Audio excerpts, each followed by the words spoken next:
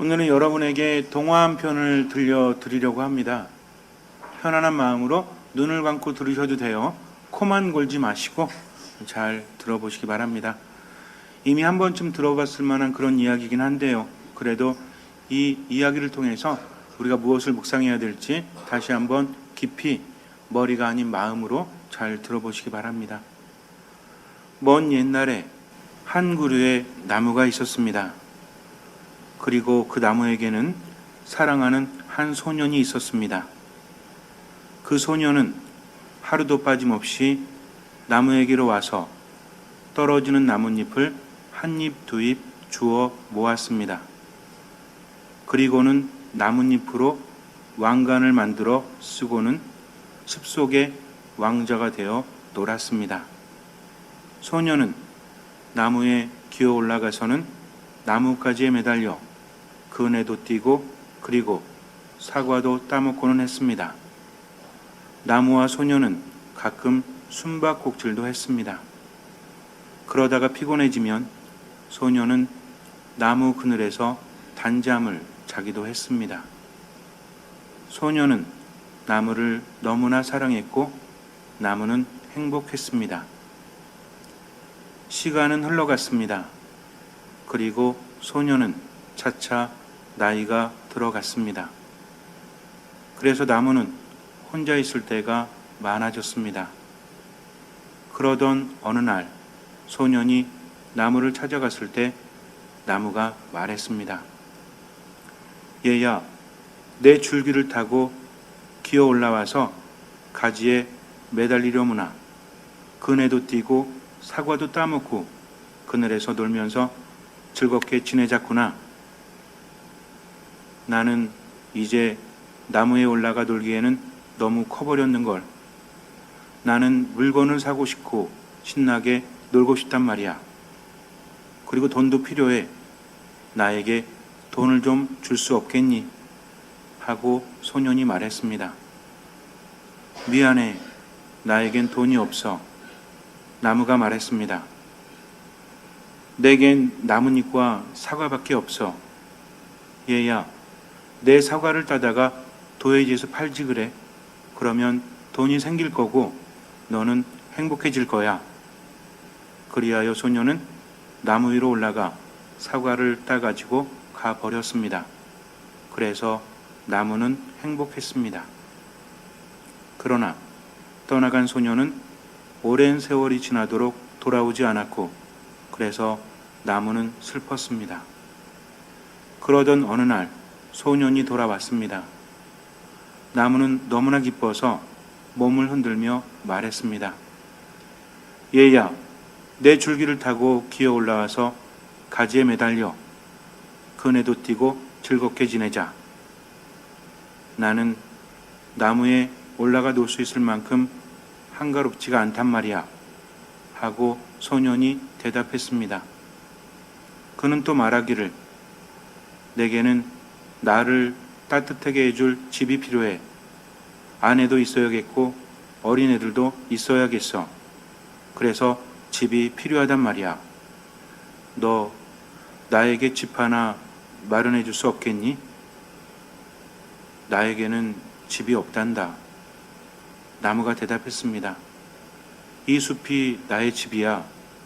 하지만 내 가지들을 베어다가 집을 짓지 그래. 그러면 행복해질 수 있을 거야.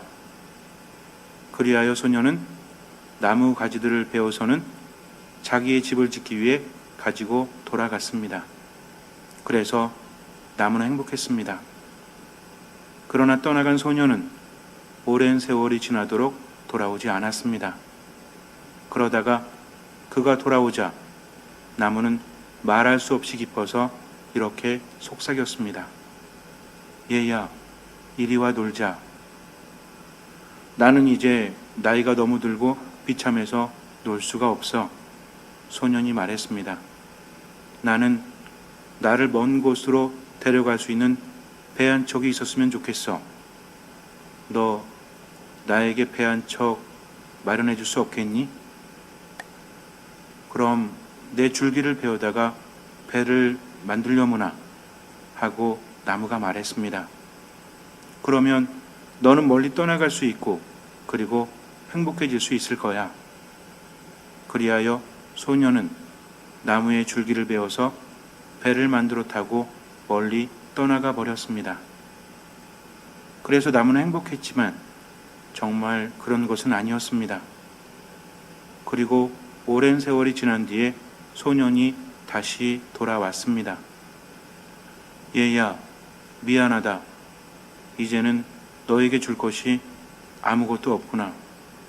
사과도 없고 이빨이 나빠져서 사과를 먹을 수가 없어. 소년이 말했습니다. 내게는 이제 가지도 없으니 네가 그네를 뛸 수도 없고 나뭇가지에 매달려 그네를 뛰기에는 나는 이제 너무 늙어버렸어. 소년이 말했습니다. 내게는 줄기마저 없으니 네가 기어오를 수도 없고 나는 힘이 없어서 기어오를 수도 없어. 소년이 말했습니다. 나무가 한숨을 지으며 대답하기를 미안해. 무언가 너에게 주었으면 좋겠는데 하지만 이제 내게 남은 것이 하나도 없어. 다만 늙어버린 나무 밑둥뿐이야. 미안해. 이제 내게 필요한 건 별로 없어. 그냥 앉아서 쉴 만한 조용한 곳이나 있었으면 좋겠어. 나는 몹시 피곤해. 소년이 말했습니다. 아, 그래? 하며 굽은 몸뚱이를 애써 펴면서 나무가 말했습니다. 자, 앉아서 쉬기에는 늙은 나무 밑둥이 그만이야. 이리로 와서 앉아. 앉아서 편히 쉬도록 해. 소녀는 나무가 시키는 대로 했습니다. 그래서 나무는 행복했습니다. 쉘 실버스타인의 동화죠. 아마 여러분들 한 번 정도는 들어보지 않으셨을까 그런 생각을 합니다. 그런데 저는 이 동화를 읽을 때면 이런 생각이 들어요. 루카복음 15장에 보면 돌아온 탕자의 비유가 나오죠. 작은 아들이 아버지에게 모든 유산을 미리 받아서 아직은 살아계심에도 불구하고 유산을 받아서 먼 곳으로 떠나지 않습니까? 그래서 모든 강산을 탕진하죠. 그리고 거렁뱅이로라도 살아보려고 하지만 기근이 들어서 그것도 여의치 않았어요. 그래서 돼지치는 곳으로 가서 일꾼으로 일해보지만 거기서도 쫄딱 굶지 않습니까? 심지어는 돼지들이 먹는 열매 꼬투리 그것으로라도 배를 채워보려고 했지만 그조차 허락되지 않아요. 그때서야 아버지께 돌아갈 마음을 먹죠. 그냥 뉘우친 것이 아니라 자기가 죽을 것 같으니까 아버지에게 가면 살려줄 것 같으니까 아버지에게 돌아가지 않습니까? 아들로서 받아달라는 것이 아니라 종으로라도 써달라고. 그런데 돌아갔을 때 아버지는 어떻게 해요? 멀리서 보고 있다가 달려와서 그를 껴안고 입 맞추어주고 가락지를 껴주고 살진 송아지를 잡아서 잔치를 벌여줍니다. 예수님께서 이 비유를 말씀하신 것은 바로 하느님은 이런 분이시라는 거죠. 그분은 세상을 심판하거나 사람들을 벌 주시는 것이 아니라 너무나 사랑해서 기다리시는 분. 그래서 예수님께서는 바로 우리들에게 하느님의 사랑을 프로포즈 하십니다. 그런데 우리들은 그것을 깊이 깨닫지 못하죠. 오늘 제가 들려드린 동화 속에서 여러분들은 무엇을 느끼십니까? 아마 여러 가지 감정들을 느끼시겠지만 나무가 정말 바란 것이 무엇이었을까요? 소년과 늘 함께하기를, 이것을 바랬겠지만 그러나 나무는 소년에게 함께해 줄 것을 강요하지 않아요. 나무가 더욱더 바랬던 것은 기본적으로 소년과 함께하고도 싶었지만 더욱더 깊이 바랬던 것은 모든 것을 내어주면서도 소년이 행복하기를 바랬다는 거죠. 그래서 열매도 내주고 가지도 내주고 줄기도 다 내주지 않습니까? 그런데 이 소년은 결국은 무엇인가를 내주면 돌아갔다가 한참 후에 또 찾아오죠. 고마워서 온 것이 아니라 왜 왔어요? 또 달라고 온 거죠. 그런데 나무는 그것마저 내어줍니다. 그러면 네가 행복해질 수 있을 거야. 저는 그 부분을 읽을 때마다 가슴이 찡해요. 도대체 이 나무는 어떤 존재를 의미하는 것일까? 그런데 마지막이 되었을 때 이제 다 줘가지고 미안하다고 하죠. 더 이상 줄 것이 없어요. 밑둥만 남았기 때문입니다. 하지만 여기서 이 소년이 참 싸가지가 없죠. 나이가 들어서 노쇠해서 이제는 의지할 곳이 없어서 나무를 찾아왔지만 미안하다는 말, 고맙다는 말 한마디조차 하지 않습니다. 어쩌면 세상을 살아가는 우리들의 모습을 그대로 반영하는지 몰라요. 나무의 마음을 전혀 헤아리지 않잖아요. 나무가 야 이제는 내가 줄 것이 없다. 열매도 없고 가지도 없고 줄기도 없고 밑둥만 남았어. 이 정도 되면 올바른 생각을 가진 사람이라면 뭐라 그래요? 그래 나에게 다 주느라고 이제 하나도 남지 않았구나. 나무야 정말 미안하다. 이렇게 끝났으면 좋겠는데 뭐래요?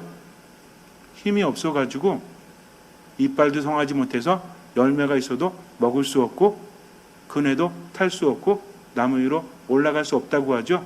그러면서 마지막 한 말이 뭐예요? 피곤하다는 말. 이제는 앉아서 쉬고 싶다는 말. 만약에 제가 나무였다면 어금니 꽉 깨물어 이렇게 말했을지 몰라요. 그런데 나무는 밑둥마저 내어주지 않습니까? 그래 앉아서 쉬기에는 오래된 나무 그것도 밑둥만 남은 나무만큼 좋은 곳이 없지. 자 앉아서 쉬도록 해라. 이렇게 말하지 않습니까? 그러니까 이 소년은 어때요? 끝까지 고맙다는 말하지 않고 나무가 시키는 대로 하죠. 어떤 느낌이 드세요? 참 순애보다 정말 가슴 아픈 사랑이다. 이렇게 느낄지 몰라요. 그런데 저는 이 동화 작가가 성경을 몰랐을까요?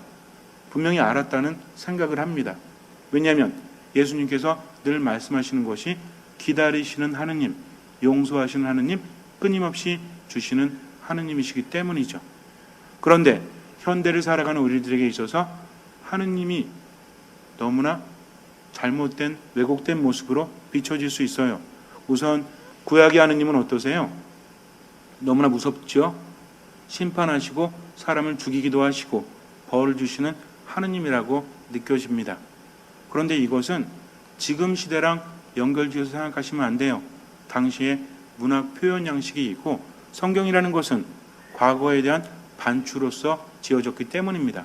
그래서 하느님을 벗어나서 잘못했다가는 벌을 받을 수도 있지만 그것은 벌을 주기 위해서가 아니라 돌아오기를 바라는 마음으로 전하고 있다는 거죠. 예를 들어서 오늘 복음에서 우리에게 알려주고 있듯이 이스라엘 백성들이 이집트를 탈출해서 나올 때 어떤 짓을 하죠? 모세가 하느님께 십계명을 받으러 올라갔을 때 시나이산에 올라갔을 때 그들이 어떤 행동을 합니까? 자신의 아내들과 자신의 아들, 딸들의 귀에서 금귀고리를 다 빼죠. 이걸 가지고 뭘 만들어요? 금송아지를 만들어서 우리를 이집트에서 구해내신 분 하면서 찬양하지 않습니까? 그래서 하느님께서 너무나 화가 나셔가지고 뭐를 보내시죠? 불뱀을 보내서 모두 물어 죽이게 하죠.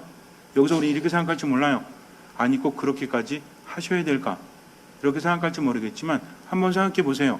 지금 이스라엘 백성들은 이집트에서 누구만을 믿고 하느님만을 믿고 새로운 광야로 나왔다는 겁니다. 광야라는 곳은 도움이 없이는 살아갈 수 없는 곳이에요. 물도 없죠. 아무것도 없어요. 그런데 하느님께서는 쓴물을 단물로 바꿔주셨죠. 그리고 낮에는 구름 기둥으로 밤에는 불 기둥으로 그를 인도해 주지 않습니까? 그러면서 하느님 없이는 잠시도 살아갈 수 없다는 것을 그들은 분명히 체험을 했거든요.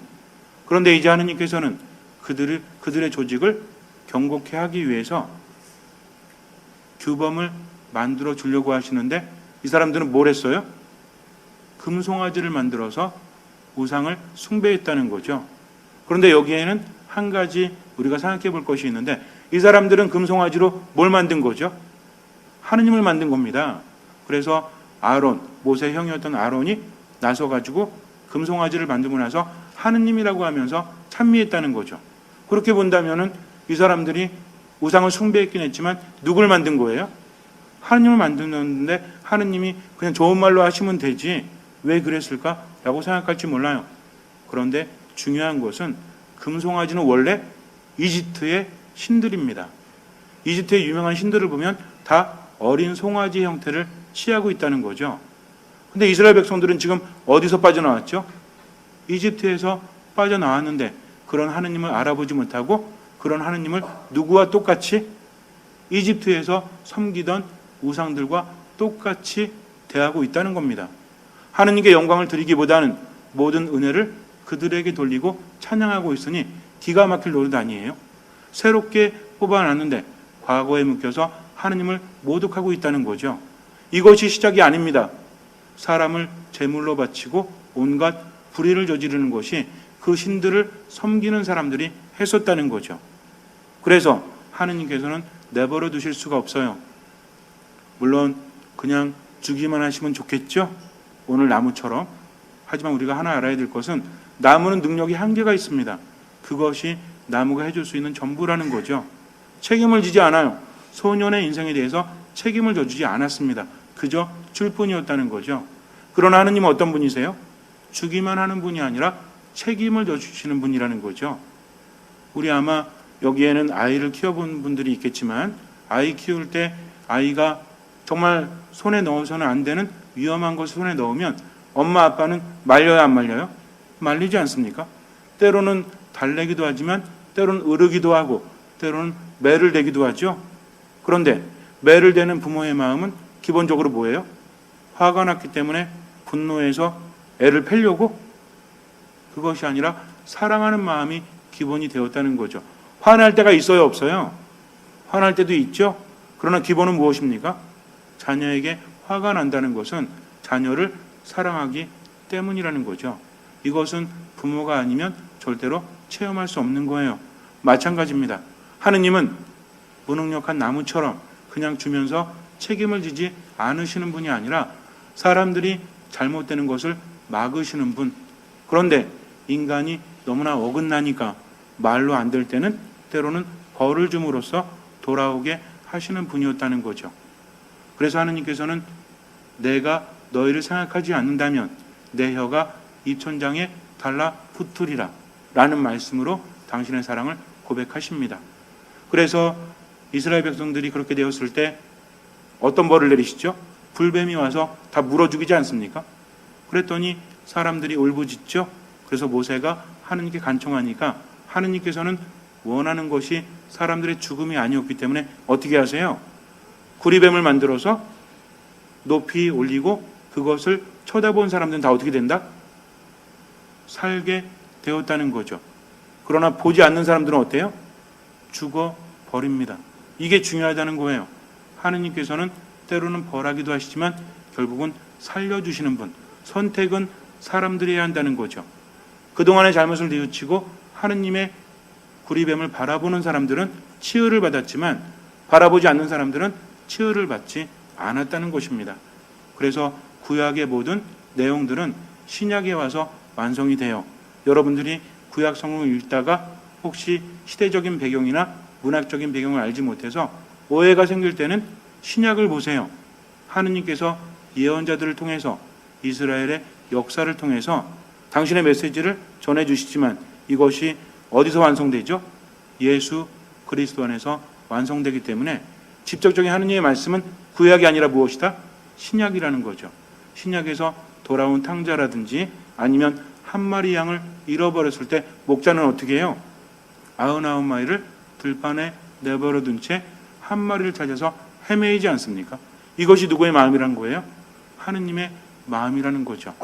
근데 세상이 하느님의 뜻대로 되지 않고 점점 더 하느님으로부터 멀어졌죠?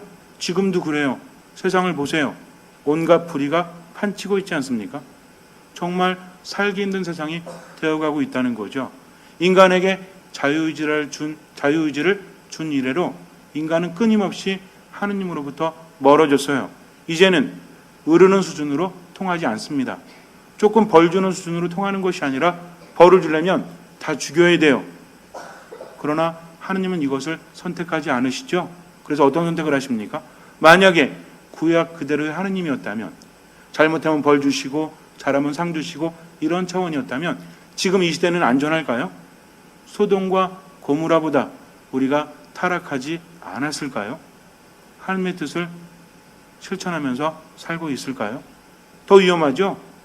그래서 하느님께서는 극단적인 선택을 하십니다. 그게 뭐예요? 인간들을 벌 주자니 끝이 없을 만큼 가도 너무 갔다는 거죠. 조금 벌 줘가지고는 회복할 수 없는 상황이기 때문에 벌 주시는 것을 포기하시고 어떻게 하십니까? 예수 그리스도를 세상에 보내셨다는 거죠. 하느님이 불뱀을 보내지 않아도 이제 인간이 만든 불뱀들에 의해서 모두 죽고 있다니까요. 그래서 하느님께서는 구리뱀이 아닌 예수님을 보내셔서 어떻게 합니까? 십자가에 달리게 하셨다는 거죠. 그래서 그 십자가를 바라보는 사람들은 모두 구원을 받는다. 어떤 사람들은 그래요.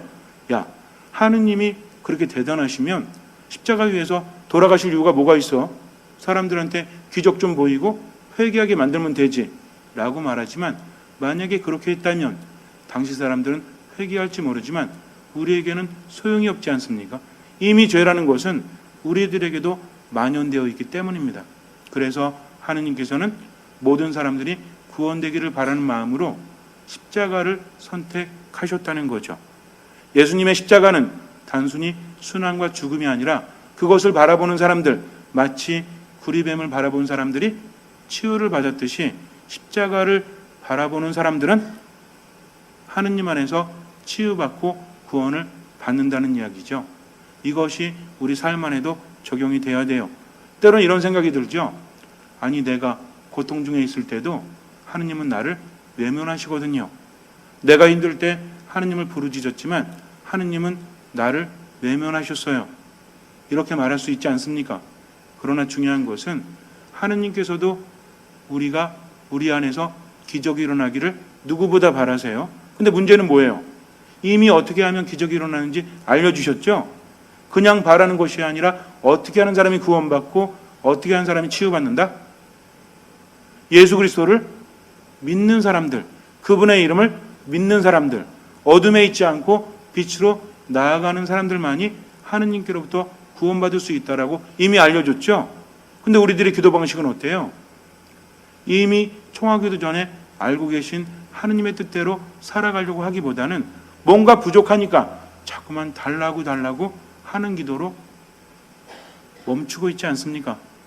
그래서 하느님의 마음은 더 애가 타요. 이미 나는 알고 있다.